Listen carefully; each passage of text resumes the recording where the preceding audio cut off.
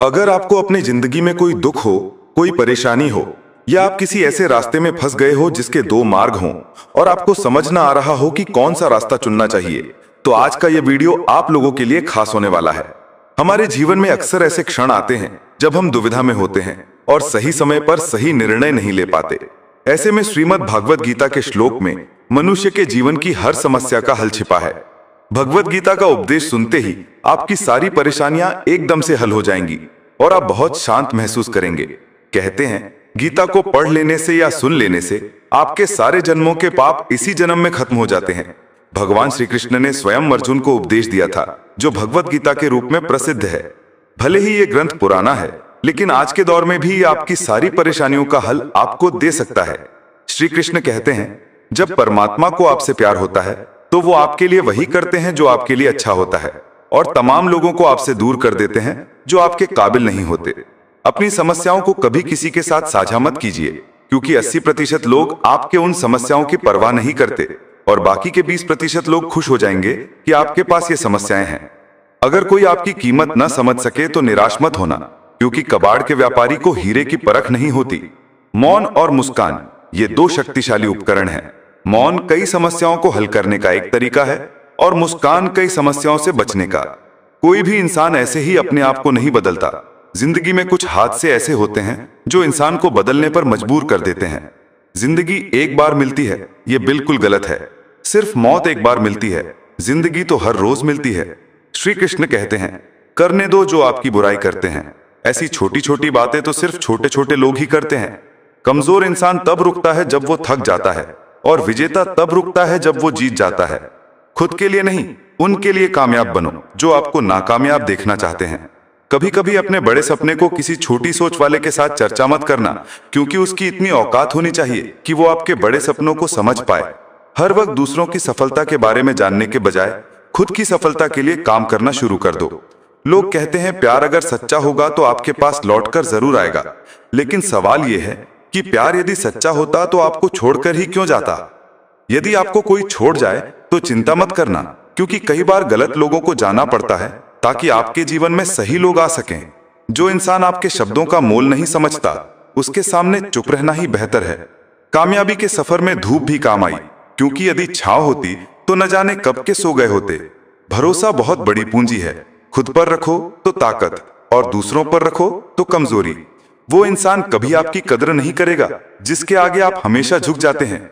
कमजोर व्यक्ति से दुश्मनी ज्यादा खतरनाक होती है, क्योंकि वो उस समय वार करता है जब हम कल्पना भी नहीं कर सकते।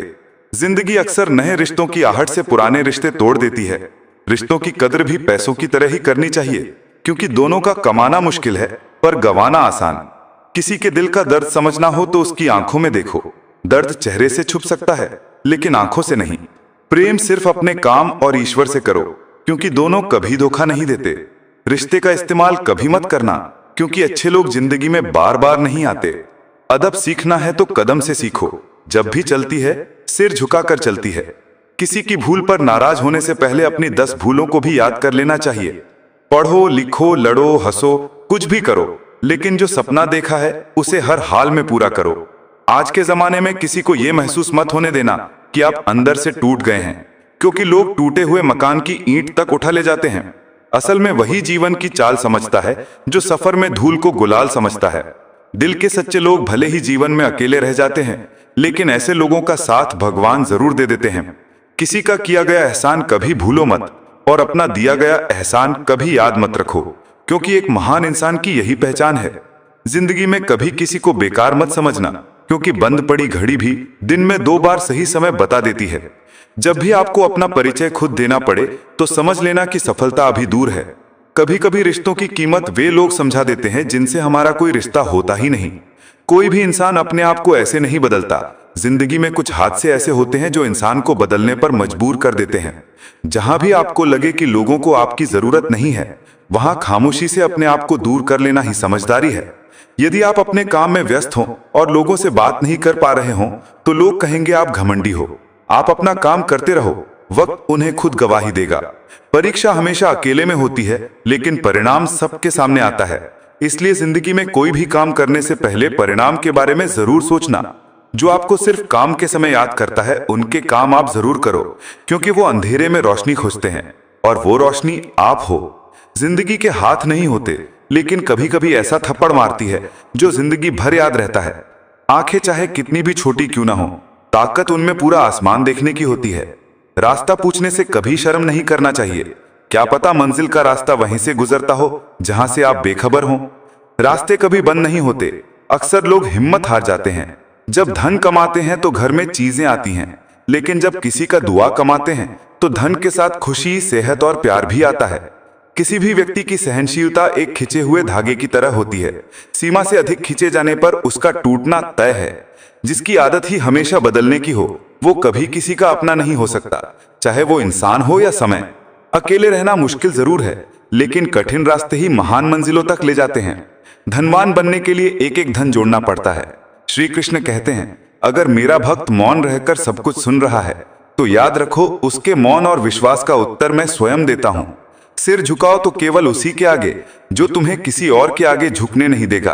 अच्छे लोगों की संगत करो, क्योंकि सोनार का कचरा भी बादाम से महंगा होता है। श्री कृष्ण कहते हैं, जो लोग तुम्हारी सही बातों का भी गलत अर्थ निकालते हैं, उनके सामने सफाई देकर अपना समय मत गवाओ। एक दिन तुम्हें शिकायत वक्त से नहीं बल्कि खुद से होगी कि सामने खूबसूरत जिंदगी थी और तुम दुनियादारी में उलझे रहे। माफ कर देना नेक दिल इंसान की पहचान है, लेकिन दोबारा भरोसा करके मूर्ख मत बन जाना। अपने वही होते हैं जिन्हें तुम्हारे दर्द का एहसास हो, वरना हालचाल तो राह चलते लोग भी पूछ लिया करते हैं। मेहनत का फल और समस्या का हल देर से ही सही, लेकिन जरूर मिलता है। जब तुम दूसरों के लिए अच्छा चाहते हो तो वही अच्छा तुम्हारे पास लौट कर आता है। यही प्रकृति का नियम है। टूटी हुई चीजें सबसे ज्यादा दुख देती हैं, जैसे भरोसा, दिल, नींद और उम्मीद। इच्छाएं पूरी ना हो तो क्रोध बढ़ता है, और पूरी हो जाए तो लोभ बढ़ता है। इसलिए हर परिस्थिति में संतुलन बनाए रखना श्रेष्ठ है।